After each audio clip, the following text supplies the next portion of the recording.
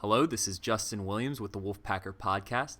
I'm joined today for another edition of Hoops Talk, NC State basketball podcast with Brian Geisinger. He's a co-host on Sports Channel 8, the radio show here in Raleigh on 99.9 The Fan. He's also a co-host on the Buzzbeat podcast covering the Charlotte Hornets and just an all-around basketball guru, a close follower of ACC basketball. He's a writer and editor over at theacc.com. Do you want to correct me on that, Brian? ACC.com? ACCsports.com. ACCsports.com. My apologies, Brian. All good. But anyways, he knows what he's talking about: basketball, college, NBA. But today we're going to talk about NC State basketball. And before we get too far into this episode, this podcast is brought to you in part by JFQ Lending. With interest rates below 3%, there has never been a better time to lock in a low fixed interest rate on your mortgage. You'll never need to think about refinancing again. Set it and forget it.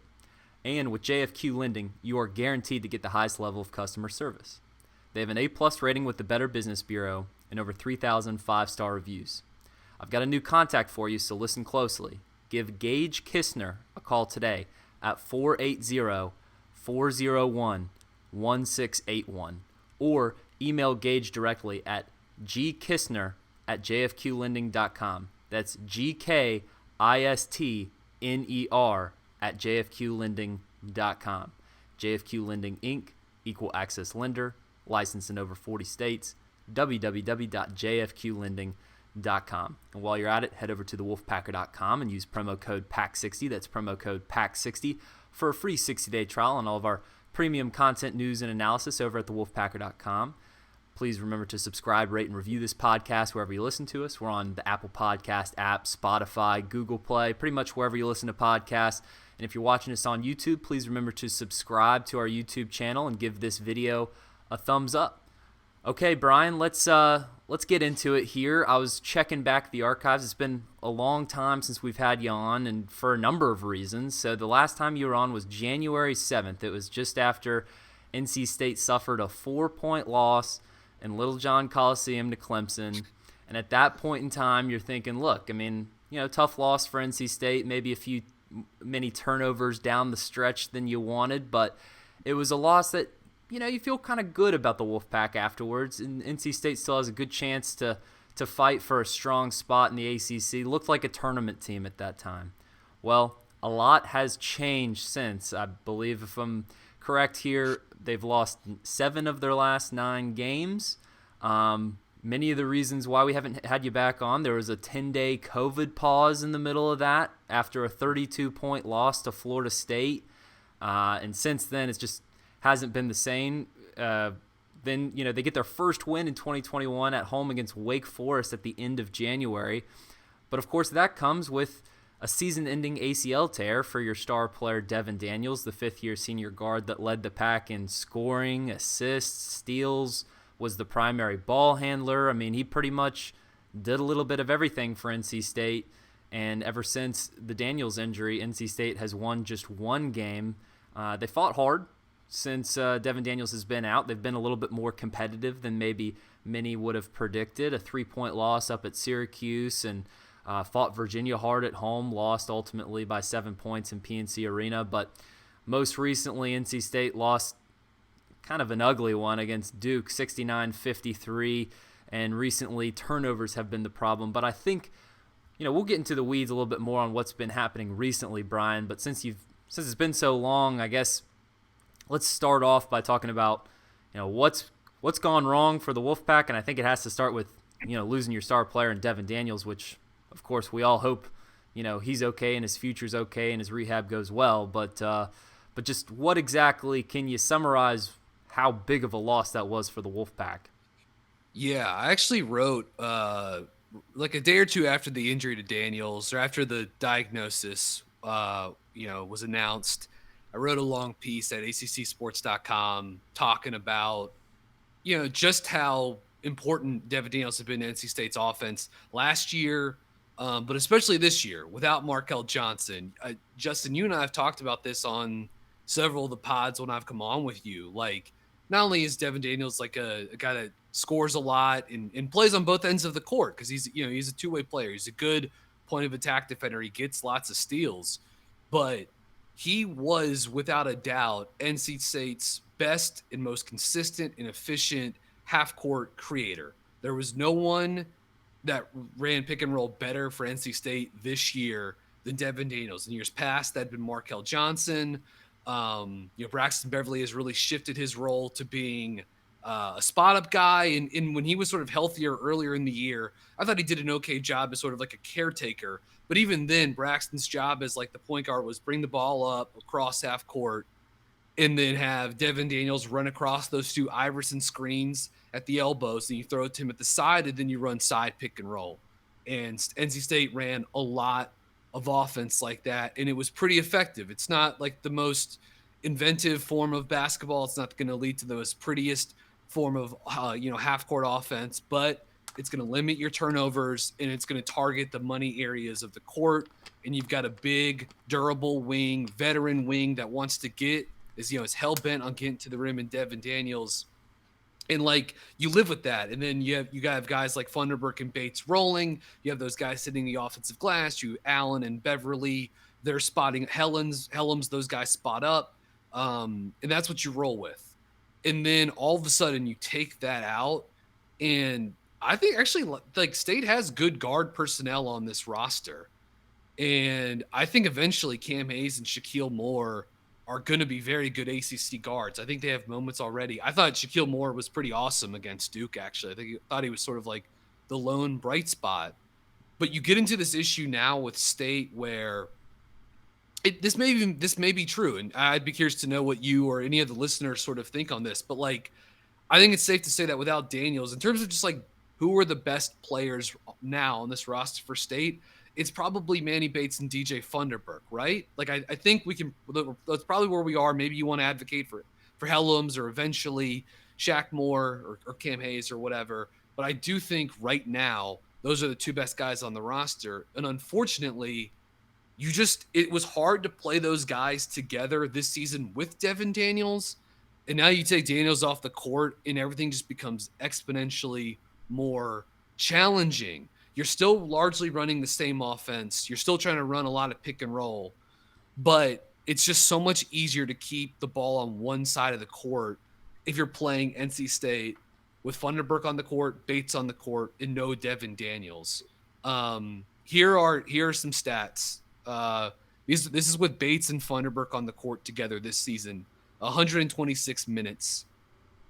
NC State basically is broken even in those minutes. -1 overall with those two on the court together in 126 minutes. Offensively, they've been okay, about 105 points per 100 possessions. Defensively, not so great, giving up 105 points per 100 possessions. In terms of defensive efficiency, that's about 11 points more per 100 possessions with Bates and Funderburk on the court together this season, which is like, I think the sample is like is maybe too small to draw too many big conclusions, because I actually think State's like perimeter defenders, like they have guys that force steals and turnovers. Like I was a little surprised. Maybe they were just getting shooting luck last season with those two on the court. But here we go. Those two on the court together without Devon Daniels this season, +4 in 62 minutes. With a net rating of 4 points per 100, plus 4 points per 100 possessions. That's pretty good. But a lot of that comes at the expense of Boston College when State went up to Chestnut Hill and beat the crap out of the Eagles. If you take away the Boston College game and you isolate minutes with DJ Funderburk and Manny Bates on the court and no Devon Daniels, NC State is -26 in 52 minutes. An offensive rating of less than 90 points per 100 possessions, about 89.5 points per 100. Defensive rating of nearly 123 points per 100 possessions, and a net rating of, -33 points per 100 possessions. Again, these are not huge samples, but this sort of gets back to my point, which is that it's really hard. Like, I can't explain away all of the defense, but the offense, I'm not surprised to see those numbers sagging a little bit. You're missing your best creator, and you don't have enough shooting. And you can't get to those 4-out looks that Kevin Keatts wants to play. You move Helms to the wing where he's totally functional, but the stuff he does that makes him special, the face-up offense, the spot-up shooting, the pick-and-pop shooting, that's just more valuable when he's playing at like the de facto power forward as opposed to being, your 3 or whatever. And it's his. I don't think I don't think Helms is like an amazing passer, but he's serviceable in the middle. And so when teams trap or ice those ball screens and try to keep him on one side of the court, you can throw it to Helms in the middle, and he can get it from the ball from one side to the other. Bates and Funderburk, they're great players. It's not their fault that they don't complement each other that well, right? These guys are really good college players. Manny Bates is going to, I think, play center in the NBA one day. Like, he's a special defender. DJ Funderburk is an awesome offensive player inside of, 10, 15 feet, finishing-wise. But not only do neither of those guys shoot the basketball, but you can't offset any of their limitations with their passing and playmaking. Neither one of those guys, outside of just like rare flashes. I actually think Bates has shown some flashes as a passer this season, but it's not enough. DJ Funderburk has 1 assist this season. It happened during the Syracuse game last week. That was his first assist of the year. So the pieces don't fit that well, and you don't have one guy that can sort of just dribble around everybody and get the ball to where it's supposed to be. One day Shaq Moore might be that. One day Cam Hayes might be that. But for right now, man, it's just not there. And it sucks because, like, that Wake Forest game, you said this, you and I texted about this, Justin. That should have been a get-right game for him. Daniels goes out, scores 20 and 10. They beat a team they beat a team that they should win, and then you go into the second half of the ACC schedule just, like, feeling okay about yourselves. And then I think State's been competitive more so than maybe I thought they would, but I think they benefited from seeing Syracuse twice. So you're seeing the zone as opposed to a man-to-man defense. I thought that helped a little bit. And then Boston College, who also plays the zone, is just so depleted that, you and me and 3 other people, we might be able to go get a bucket on Boston College, So, and then look, Virginia's an awesome team. Like, they're maybe Final Four good, and State played pretty well against them. But down the stretch, they struggled, and I do think a lot of that is like it's not just one guy. It doesn't come down to that. But Daniels was probably their most important offensive player this season, and taking him off the court without a true replacement has been just. That doesn't explain all the defensive struggles, right? Because the defense has been really bad too. But I think you can explain away a lot of the offensive issues with State this year because of the absence of Daniels.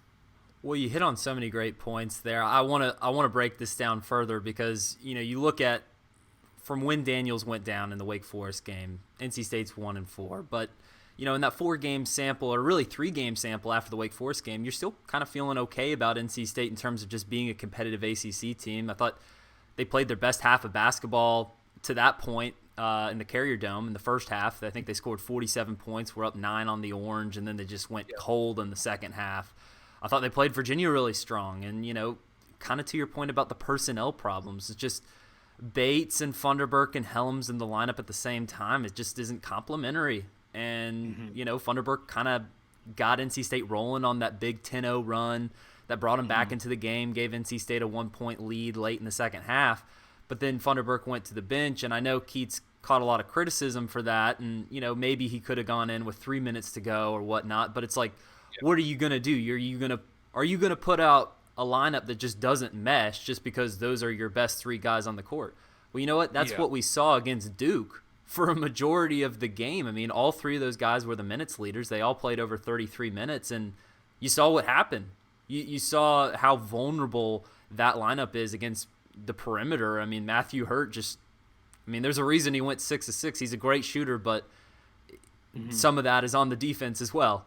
He went 6 of 7, but I'm not counting that last one because he was trying to draw a foul. He was a little bit of a heat check, but to your point, NC State has changed its identity after Daniels went out. Keats has talked about this. You can see it in the minute distribution. You can see it in the point distribution, and you're right. The best players remaining after Devon Daniels leaves this lineup is DJ Funderburk, your 5th-year senior, which going into this season, I bet there's a lot of NC State fans out there that would have thought that he's the best player on this team even with Daniels. A little bit of a disappointing senior campaign for him, but nonetheless, he's kind of come on a little bit more at least, with Daniels not on the court. Again, he was a guy that got impacted by COVID back in December, so you can't ignore that fact. You don't know how his body was handling that. He took some time to recover and finally seems to be getting on a roll again. Jericho Helms has had flashes. He had his career night against Syracuse, career high 24 points, followed up with 23 points against Virginia. The shot was going down, but as anybody that knows that's watched NC State basketball over the past few seasons, Jericho Helms isn't a guy that's going to be a night in, night out 40% shooter from three. I mean, it's going to come in waves. Sometimes he's going to hit 4 of 6, and sometimes he's going to hit 1 of 6. He's not the best perimeter option on this team. And then Manny Bates, the offensive game has developed. He's become a much better player than he was than his redshirt freshman campaign. But he's still a conventional big. I mean, he's still a guy that, has to play around the basket. And at times, you've seen opposing defenses, all you got to do is trap him, and he kind of gets that deer in headlight looks and has led to some turnover problems recently. But yeah, this new identity with NC State in that 4-game stretch after Wake Forest, or take the 5-game stretch after Wake Forest, including this Duke game, NC State has out-rebounded its opponent and outscored its opponent in the paint in 4 of those 5 games, the exception being the home loss to Syracuse, where you can credit Quincy Guerrier for not letting the Pack outscore them in the paint and out-rebound them, because he was just phenomenal that night. But you've seen that NC State has transitioned. They've tried to lean on this new identity, but it's just not who they are with Keats. Keats is a guy that wants to play 3 guards, if not 4. And now you're, trying to rely on your 3 best players being front court players as bigs to small ball 4s. And, you saw it in the Duke game. It doesn't really mesh. I know a lot.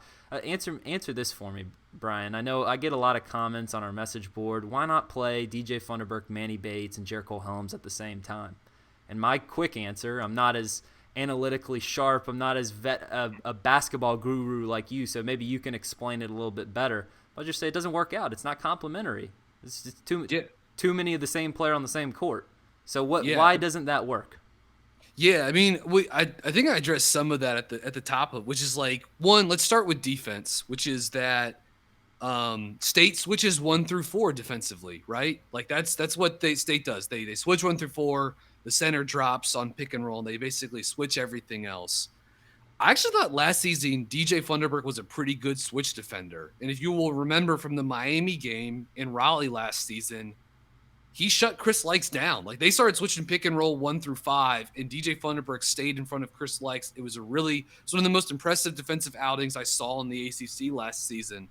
But it's also hard, and I thought that was something that some of these opponents have been able to pick out a little bit, right, is that you can make Funderburk guard on the perimeter, and then it puts someone like Braxton Beverly on a bigger player. And look, that's something teams have been trying to exploit against State for years now, and I feel like that's one of the reasons why Syracuse is a tough matchup for them, is because their wings are just so big. Guys like Boeheim and Griffin and Richmond can just play right over the top of Beverly. And it's not like he doesn't. I'm not trying not to criticize Beverly. Like, he's a good player, and like, unfortunately, his body is just like breaking down on him again for the second straight season. It's really unfortunate because he's a good ACC guard. He's just at a physical disadvantage already because of his height. And then you add in the injury stuff too, and it's just a lot to deal with. And then offensively, like, you have a roster with NC State that is built to run spread pick and roll. No one in the ACC runs, or in the country really, runs pick and roll more frequently in the half court than NC State. But if you really want to do that, if you really want to play spread pick and roll basketball, you got to be able to have the other 3 guys that aren't involved in that ball screen action. Those guys need to be able to shoot or pass, right? Like, preferably all of them can shoot and pass, or at least all of them can shoot. And you can do that when you've got Jericho Helms as the 3rd guy not in the action, right? So you run pick and roll with Devon Daniels and Manny Bates. Those are the 2 guys in the ball screen. And then spotting up around that, you've got Jericho Helms, Braxton Beverly, and Thomas Allen, guys that are good to very good 3-point shooters, 35 to 40%, or pardon me, 35 to 40% range. Well, that's really hard to guard, right? Because if you try to trap Devon Daniels, then you can swing it and throw it to an open shooter. If you try to guard that pick and roll conventionally, Devon Daniels can get to the rim, or you can throw a lob to Bates if the help is not there. But if one of those three guys outside of the pick and roll isn't a shooter, well, then the help can come more aggressively. And if you swing it to that guy, it's to someone that can't shoot. And it becomes way easier to keep those actions on one side of the court. And when you play Funderburk and Bates together, that's just available to you. We know DJ has dabbled with a three-point shot all 3 years he's been at State. And I at times had hope. I thought like he could become a guy that could hit in the mid-30s on, relatively low volume, but just enough to keep the defense honest. And it just hasn't come online. It's not through, a lack of effort. Like he's certainly put in the work and tried. And so it just becomes very easy to keep the ball on one side of the court. And State doesn't really have like a motion offense to check to outside of that, right? Where they could all of a sudden spread the court and get lots of off-ball actions going and get shooters running off screens and get cuts and all this stuff. Like you see them do some of that stuff on their baseline out of bounds sets. But for the most part, when they bring the ball up and they're just running half-court offense, it's going to be spread pick and roll and some variation of that. In that Virginia game, the first game that they played without Devon Daniels against a mostly man-to-man defense, NC State ran a total of 18 post-ups in that game. This is a State heading into that game averaged about 5.5 post-up attempts per game. So way above that. They tried to post up Bates more, and they tried to post up Funderburk more. Those guys are really good. And I think Funderburk is actually a pretty good post player. But they're better as offensive rebounders, putback finishers, and screen roll dive guys. Bates especially. I mean, every broadcast team wants Manny Bates to play like he's Shaq, right? And they're like, why does NC State just throw it and establish him on the block? And it's like, because that's literally not efficient offense to do that. If they did that, it would not work very often. Manny Bates is an amazing player. He's like the prototype modern center in some ways because he can protect the rim and he can dive playing pick and roll, right? Like he's the modern day center that can't shoot or pass. He has this discrete set of skills, and he's gotten better as a post player. And it's okay to throw it down the block to him once or twice a game, but like this dude is not Joel Embiid. Like you just cannot throw it to him 10 times a game and expect to get good offense out of it. Like it just doesn't work like that, especially if one of the other guys that's on the court with him is DJ Funderburk. Therefore, you have less shooting and less spacing around him. Therefore, the lane becomes that much more pinched. Therefore, it becomes that much easier to double team a guy like Bates, who, again, as we noted, is not a great passer. This is not a knock on, again, it's not a knock on Bates or Funderburk. These guys are great players. I think Funderburk has regressed a little bit defensively, but he's still an amazing offensive talent as far as like a college big guy goes. And Bates is like truly a special defender and a guy that I think will play in the NBA eventually. They just don't, unfortunately, they don't fit great next to one another right now. And so, yeah, it's not obvious to post up with those guys. You can keep trying to run pick and roll, but you're probably a little more likely to turn it over now without an elite guy like Daniels or without the ability to get it to the second side of the court if you have Helms in as the small ball four. And that was one of the things I wrote about was that after Daniels got hurt, I thought it might not be a bad idea to just, if you could lean into playing those guys, but what you'd have to do if you do that is you got to not turn the ball over. Because you got to say, like, look, if we're gonna play Bates and Funderburk, we gotta take a page out of UNC's playbook and we just gotta maul teams on the glass. We gotta rebound 40% of our misses. And unfortunately, like that, they've done. I mean, you saw some of that against Duke. You saw some of that against Syracuse. Like they've been okay on the offensive glass. Like the last 5 games, in every one of those games, they've been above 30% in terms of offensive rebound rate, which is pretty good. But it's maybe not like quite enough, right, to sort of like make up the difference. But I thought that was a strategy they could look to if they were going to play those guys more. I think you've seen Keats try stuff. I think at least he's trying to. I thought they've ran some actions against Virginia that I haven't seen them run before, and a lot of that was to try to like get post ups for those guys, and it's not easy right now with the pieces that they have, is what I would say. But that to me is not like an excuse. Those guys should be better defensively together, even though it does put them in some bad situations as far as like goes Funderburk switching onto smaller guards. But again, offensively, it's just really going to limit you in terms of what you're going to be able to do to stay efficient on that end of the court, unless you're also forcing a lot of turnovers, which they weren't able to do in some of these recent games to sort of like get the transition that they desperately need. So, but yeah, it's just those guys unfortunately just don't fit one another that well, especially within the framework of what NC State's trying to do most possessions in the half court. I mean, to bring it home, I mean, the talent concentration is just so front court heavy without Devon Daniels. I mean, look, there's good guard personnel, but there's a lot of youth. I mean, Thomas Allen, Braxton Beverly, those aren't drive to the rim, shot creators, offensive facilitators. Those are spot-up shooters. And with Allen, maybe you get a little bit of defensive upside. With Beverly, maybe you get a little bit of basketball offensive IQ. But again, they're limited. And then you've got Cam Hayes, and you got Shaq Moore, and you got Darian Sebron. But they're freshmen. They're learning. They're turnover prone.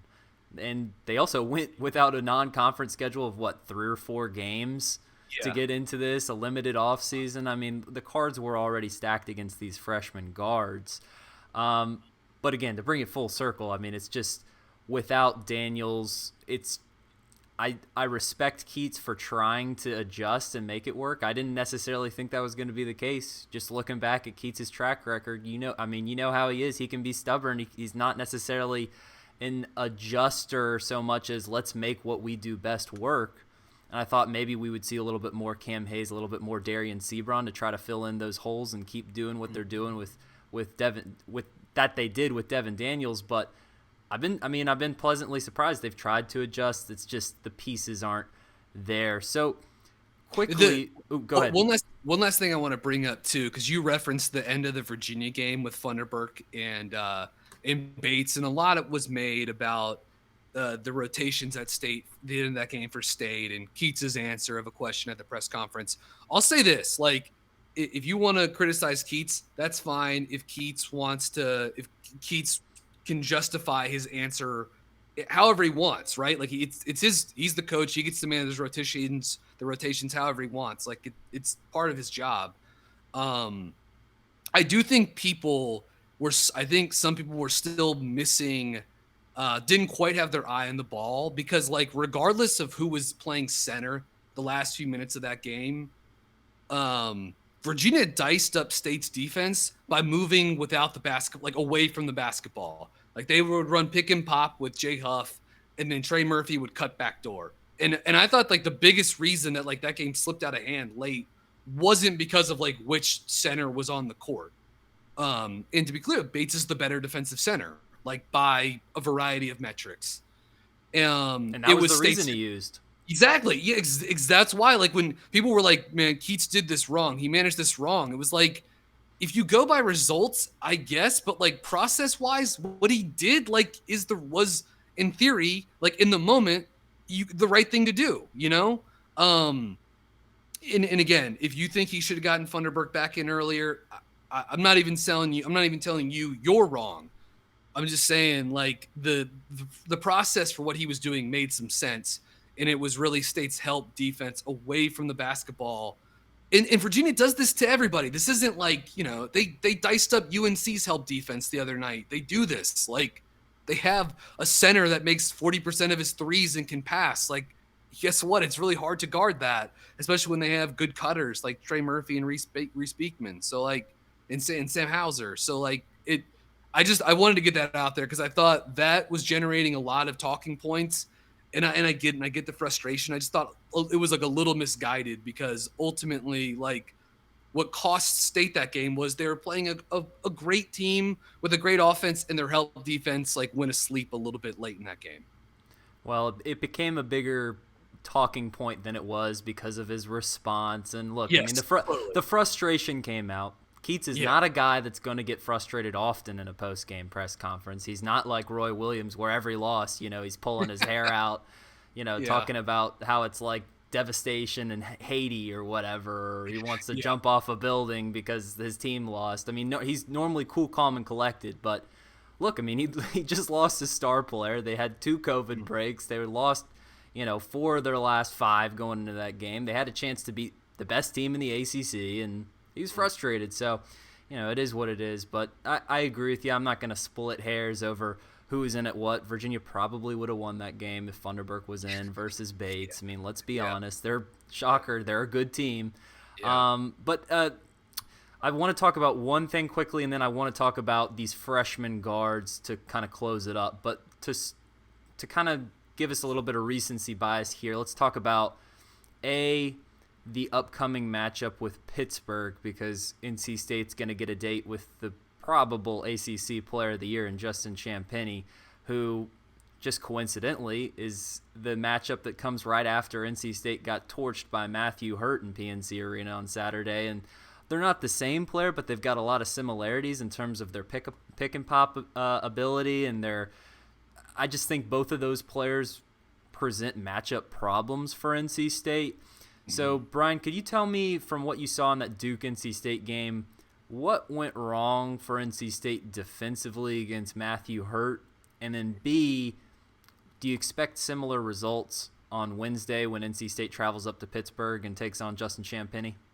Yeah, I don't know how much, for as far as the listeners go, like, hopefully everyone's seen Champagnie play a little bit this year. He's been awesome. Like, he's so good, and he's actually quite young for a sophomore too. I love Justin Champagnie. I think he's had a wonderful season, and I think he's one of like 2 or 3 guys that has a case with a lot of merit to be ACC Player of the Year. Maybe, Huff is perhaps in that conversation, or Hauser. If you want to make a case for Alvarado, that's fine too. But I just thought, like, as far as Hurt goes, like, the pick and pop ability was great. His ability to, like, run to the 3-point arc and spot up. I don't think State's defense necessarily did a great job scrambling around. And look, this can be, like, part of the issue when you play, if you play DJ at the 4, right? Like, how do you want to defend those actions? Do you want to switch? Well, if you do that, you might be putting a guard on Justin Champagnie. And Champagnie's like, he can, it's not like he's like a true back to the basket force. He's more of like a small ball center, but small ball 4, but like, he can post up. He's a hell of an offensive rebounder. He can pass, he can cut. So yeah, if you put a small on him, like, Justin Champagnie is going to find ways to exploit that probably. But if you don't want to switch those actions, then he can float around and look for his pick and pop game. I thought Duke did a really nice job of depending on whatever NC State's coverage was. Like, when they ran those pick and pops with Matthew Hurt, when State didn't switch those actions, State didn't do a great job. This is, again, the help defense. I don't think they did a great job of sort of like rotating over to challenge Hurt. And that's not easy, because if you rotate someone from the wing, then that means that guy's man is going to be open on the backside. And I thought Duke got a bucket in the first half because the Hurt pick and pop with Hurt caught the ball, help defense came from the wing, and he swung it to the wing where that defender had come from, and Duke got a bucket out of that. But you at least got to make Champagnie make that pass. You can't have it be Justin Champagnie. He's shooting 43% on threes in ACC play. He's really picked it up from deep. Pitt's got some good secondary options. Like, Audice Toney is a really good player. Ithiel Horton can spot up and shoot. But I would make those guys try to beat you if I were State. I would just say, like, anyone but Champagnie. I would put Shaquille Moore on Xavier Johnson as much as possible, and I would tell him to heat him up. I would say, like, whatever you want to do at the point of attack, you make this guy's life miserable, because Xavier Johnson's a really good player, really good talent, is one of the few guys in the ACC at that point guard position that can look across from Shaq Moore and say, like, we're similar level athletes, but he turns the ball over a lot. He's turnover prone. And so I would tell Shaq Moore to just heat him up and really, whatever minutes you're going to play Shaquille Moore, put him on Xavier Johnson for as much as possible, and try to make that guy turn over as much as you can, in part because, like, that will also ignite this transition offense that you desperately need, right? Because Pitt's a pretty good defensive team, and you don't want to be in the half court against them for, 80% of your possessions. Make that get into transition on 30%, 35% of your possessions if you can. And then just do whatever you can to get the ball out of Champagnie's hands, and just rotate hard on the backside and communicate on those pick and pops. because like Champagny can sort of pick you apart on some of those things. And like Pitt will also isolate. They run this like 5-out look where they'll put 5 guys around the perimeter. They'll put Champagny in the middle. They'll give him the ball. And then he'll usually go to the right side. Xavier Johnson's on that side. He'll go into a handoff with Johnson, and then they'll launch into side pick and roll out of that. State could try to switch that, but then again, that could end up with a small guy on Champagny, which case then he could try to go to the block or score down inside the inside 10 to 15 foot range. Again, if that's Shaq Moore switching onto him, I feel better than if it's Braxton Beverly or if it's Cam Hayes or Thomas Allen or whatever. So that's another reason. That's just another reason why I would want Shaquille Moore on Xavier Johnson as much as possible. So, but look, Champagny's going to get his numbers, man. I'm sorry. Like you can try to limit him, but like he's been basically unstoppable this season. He gets too much offense off second chance points. Like he just hunts and finds it on his own. And he's got a pretty good point guard in Xavier Johnson to bend defenses off a dribble and set up easier shots for him too. So, State's got to bring it defensively. They really, really do. So, yeah, I think it's worth if you go back and rewatch the first half of State Duke if you really want to, but keep an eye on how State guarded in the first 10 minutes of the game, how they guarded Matthew Hurt in those pick and pop actions, and see how they could do that better because everything they threw at him wasn't good enough over the weekend. Well, not to be the bearer of bad news for Wolfpack fans, which of course you are if you're watching this podcast, but I think Justin Champagny is a better player than Matthew Hurt. He's just all around a better player, and he's not the shooter that Hurt is. He's not as tall, but like he does everything. He does everything so well on the court. Like there's no real weakness in Champagny's game. He can basically do everything right now. I mean, and he has emerged as a real NBA draft prospect too. He really has turned a corner. He's very good. I mean, look, when you lead the ACC in points per game and rebounds per game, and you're averaging a double-double, that'll do it. Yeah. But I mean, I guess one silver lining for Wolfpack fans would be I think Duke's supporting cast around Matthew Hurt was much better than Pittsburgh's supporting cast around Justin Champagny. So at least if you're going to make the other guys beat you, maybe you fare a little bit better than Duke's 5 stars, their whole bench full of 5 stars that they can throw at you if you can't stop Matthew Hurt. But let's we don't need to overanalyze the Pittsburgh NC State Wednesday night 4:30 p.m. tip-off on ACC Network, Brian. We can talk a little bit bigger picture here because look, I mean, short of a magical run in Greensboro, which you don't know how many teams are going to be there, so you never know. But short of a magical run in Greensboro, NC State's not going to be in the NCAA tournament. But what they can bank on is these freshman guards for next year. You got a big freshman class that came in this year. Look, the front court has been disappointing, but you've seen flashes from this backcourt that has the makings of what could be a very successful guard combo in the ACC in the several years to come. So I want to start with Shaq Moore because he's the guy I'm most excited about. Just all around, first of all, the guy brings it every night. I mean, there's just no questions with his motor. He kind of reminds me of a young Devon Daniels in terms of that, like, just high-octane wild card. When your team needs a burst, put Shaq Moore on the court, and he provides it. Devon Daniels kind of transitioned more to that star role, so he wasn't really that motor anymore this year. Shaq Moore became that guy, but, I mean, he's shown some flashes with his perimeter shooting. He's shown that, without Devon Daniels, he's probably the best slasher of this backcourt. Has the ability to create off the dribble. It's coming. He has got some turnover tendencies, but all in all, it's to be expected with the freshman. And of course, we know the defensive talent is there. So is it fair to say that, do you agree with me? Is Shaq Moore the guy you're most excited about of these freshman guards for NC State and what's to come for him? Yeah, I think so. And that's no slight on Cam Hayes, who I like a good bit, and I think is going to be a good player. But whereas Hayes has maybe hit a bit of a rookie wall this season and for all the lot of complicating factors, and we can maybe talk about that more in a second. But Moore is such an amazing athlete, like regardless of position. But if you narrow it down to playing that guard position, I know he's just 6'1" or 6 feet, but his wingspan, His strength, his leaping ability, he's twitchy. The block he had on the 3-point attempt at Boston College was freaky.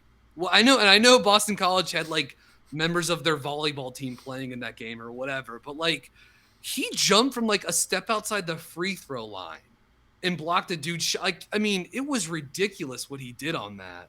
So yeah, he's like a special defender. He's still top 10 nationally in steal rate at 4.8%, which is an incredible number. His like defensive box plus minus numbers are amazing, especially for a freshman guard. He shot the ball pretty well. I mean, like after getting off to a slow start, has settled into the, right around 36% on threes, shooting 64% at the rim with 80% of those attempts or 80% of those makes coming unassisted. So that gets to some of the slashing role that you're talking about. And I think like outside of the steal rate, that's maybe the number to get most excited about, is that this guy's finishing at a pretty good clip around the rim. And again, 80% of those have come unassisted this season. So there really is some shot creation to his game, which if you pair that with his athleticism and his defense, you may really have a special player. I know we're getting a little ahead of ourselves, but I just think Moore's been awesome this season. I think his athleticism and his defense make him already a very enticing player, even if he's settled at as an average offensive player. But I think he has the chance to be a very good offensive player. He cuts down on the turnovers, the pull-up shooting gets better from the mid-range area, and if the 3-point game gets a little bit better as well. But I think he's shown the ability to be a pretty good spot-up shooter, to be a good slasher.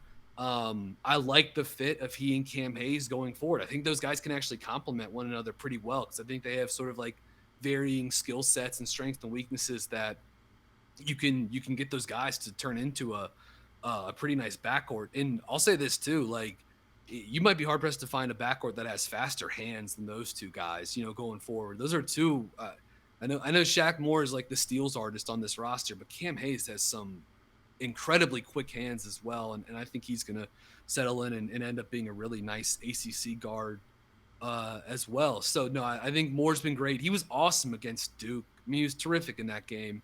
And I thought he was maybe the lone bright spot. I thought his transition game was really good, but 3 steals, had a block, 4 or 5 shooting at the rim, hit a 3-pointer. And I think one of the things that will also help Shaq in terms of his just sort of like overall offensive efficiency is he's going to start getting to the free throw line more. In fact, I'm a little surprised he actually hasn't gotten to the line more this season, because he can get to the rim. He is strong. He is physical. He's durable.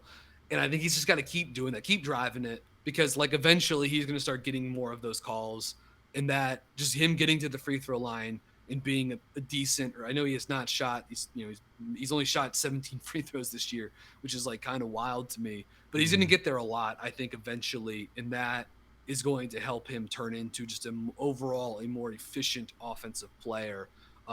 Again, just got to keep up that persistence of being a slasher, because I think he has the shot to make teams at least close out on him. So I think there's a real reason to be excited about Shaq Moore. I really do think he's going to turn into a fine player for the Wolfpack. I agree with you. That inside-out game is his game. I think when he struggles is when he gets a little bit too much, and he falls too much in love with that perimeter shot, settles a little bit. Not his game, but he can knock them down, to your point. And you saw it in that Boston College game. He had the career-high 19 points. And granted, I know we got to take that game with a grain of salt, because Boston College had 6 scholarship players. And look, I mean, it was – yeah, you feel for Boston. Look, they had 2 more than they would have had they played Florida State earlier that week. And, I mean, with all your great ideas, Brian, there is an opening at Boston College now if we're float your name out there, It's crazy that Jim Christian fired Monday morning, Monday afternoon. Yeah, man, that's it's not like he's done a great job there or anything, but I mean and everyone knew this season was gonna be Christian's last at Boston College, unless they got to the tournament or whatever. But man, to fire him mid-season like this while 2/3 of the team are out because of COVID protocols is, I don't know, it's kind of crazy to me, honestly.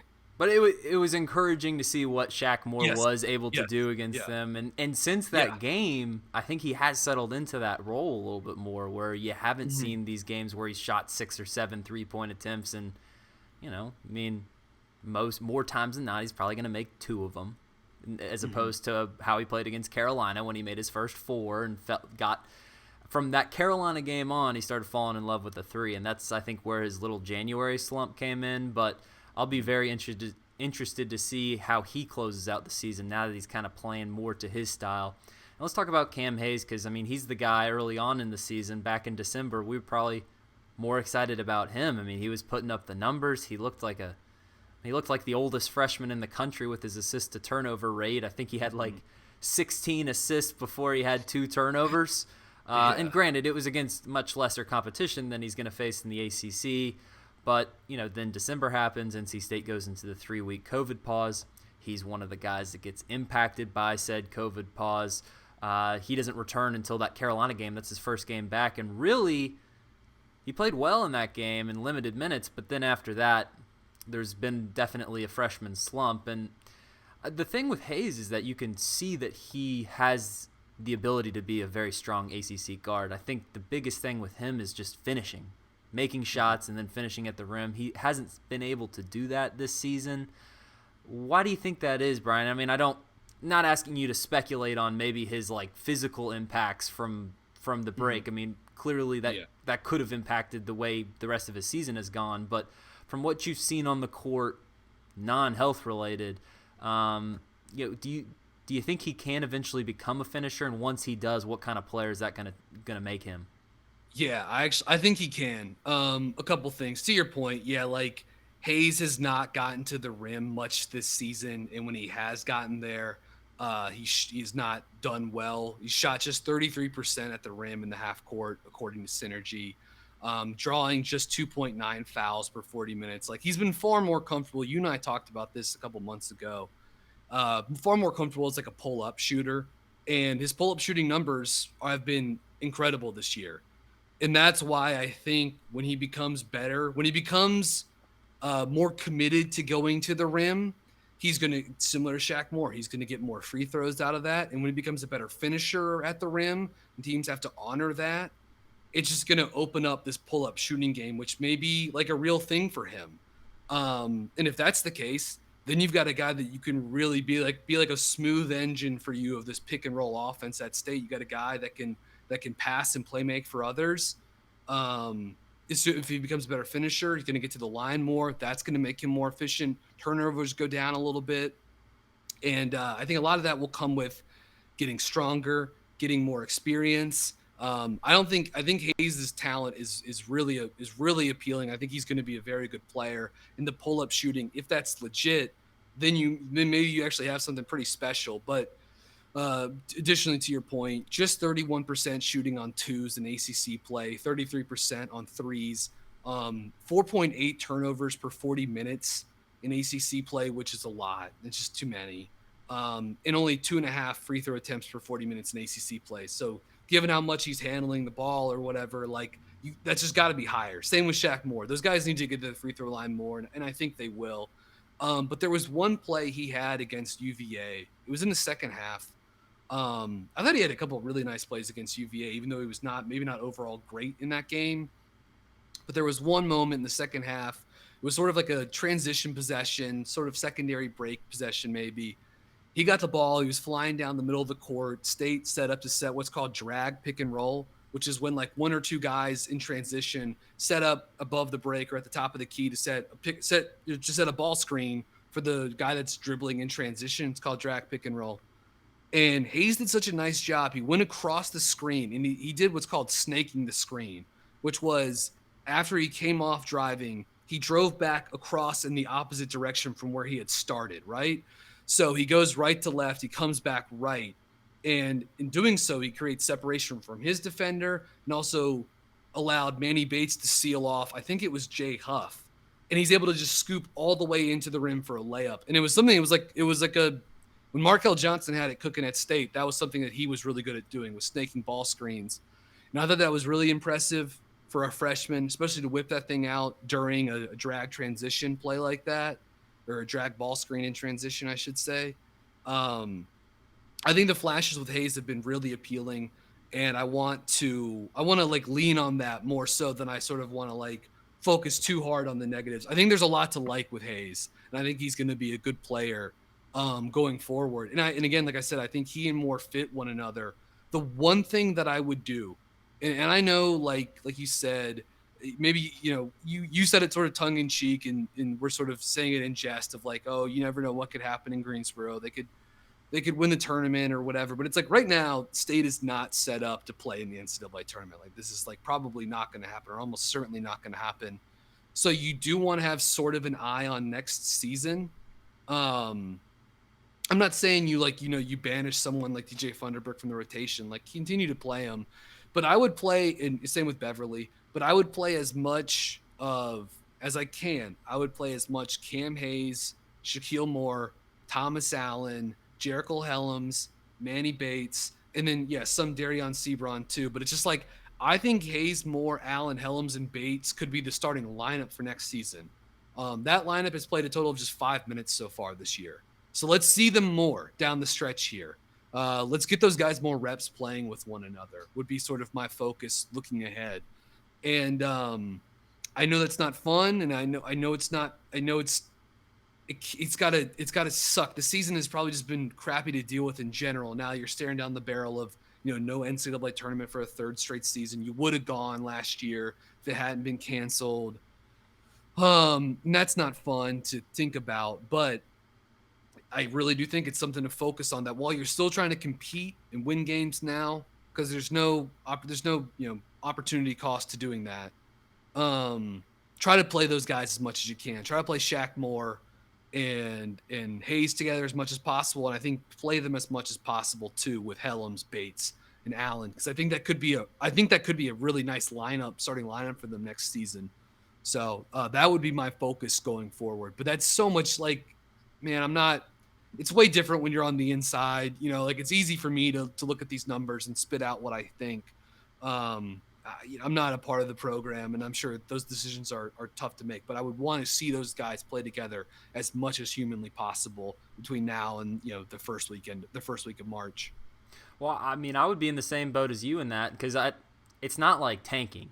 To me, exactly. That's, even if you play some of your younger guys more minutes, you still have a chance to win games. I mean, it's not like they're just incompetent. I mean, they're probably, Hayes and Moore are probably your most talented players in the backcourt. Whether they're the most far along at this point or not is still up for debate. Maybe we can find that out by the end of the year, and you would hope that maybe those guys are up to par, as someone you could expect to be a sophomore riser in 2021, 2022.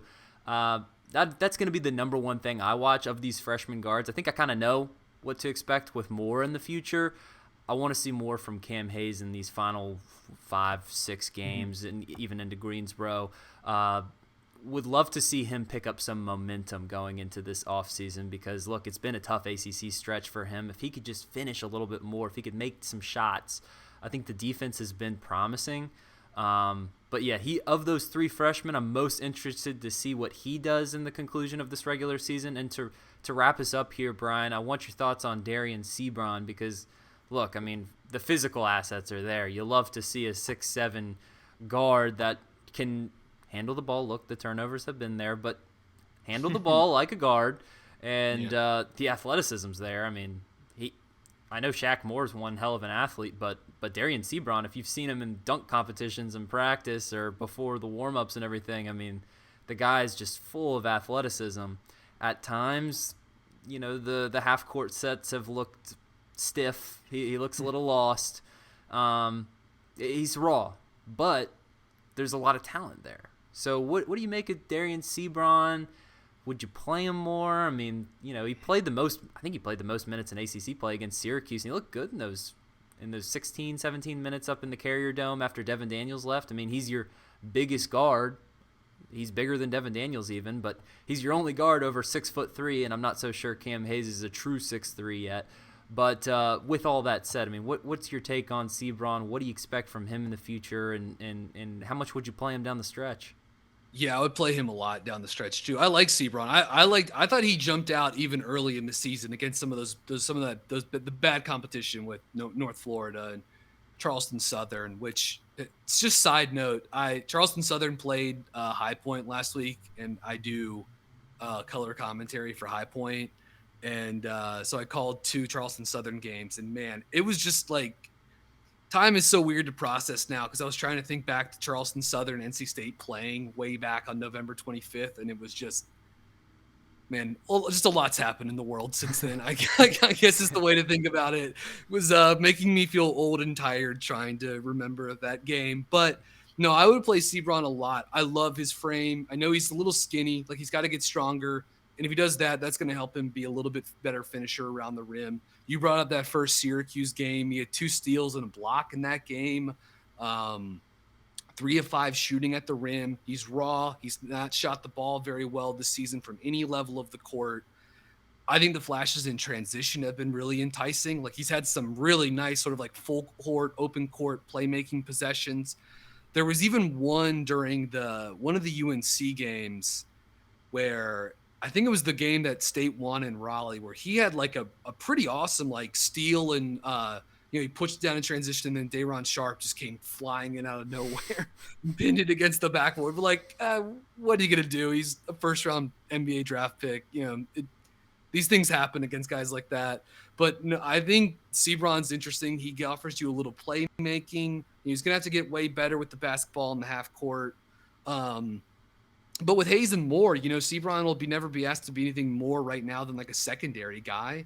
So I think of him as a guy that could take on more pick and roll responsibilities, running those side ball screens that we talk about with Devon Daniels, where he cuts across the formation, you give it to him on the side, and then he runs ball screen to the middle of the court. I think that's something, an action I'd like to see Sebron in a lot this season for the remainder of it. Same with Shaq Moore, for that matter. I'd like to see him in tandem with Hayes and Moore as much as possible as well. You said the athleticism, the frame is great. I think his defensive upside as like a steals and blocks guy on the wing is really interesting. And given just the fact that like guys like Moore and Hayes and Allen, those guys can be steals artists as well. I like the thought of Sebron fitting into that next season with Manny Bates, behind at the rim, deterring everything there. So I think he's a really interesting prospect.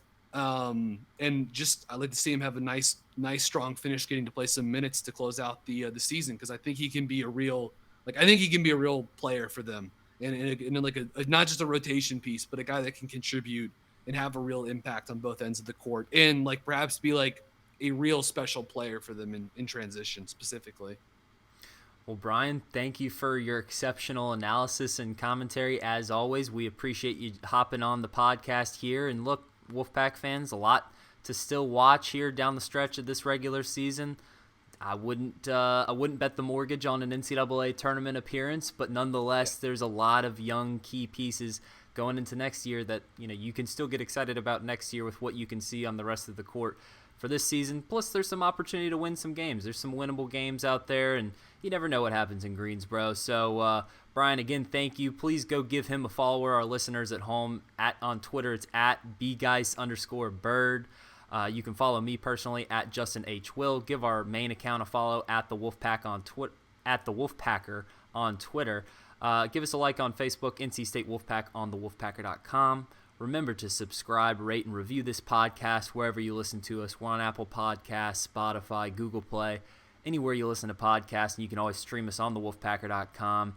If you're watching this on YouTube, please subscribe to our YouTube channel and give this video a thumbs up. And again, please remember to use that promo code PACK60. That's promo code PACK60 at thewolfpacker.com for a free 60-day trial on all of our premium content, news, and analysis. So for Brian Geisinger, ACC basketball analyst, and me, Justin Williams, this has been the Wolfpacker Podcast.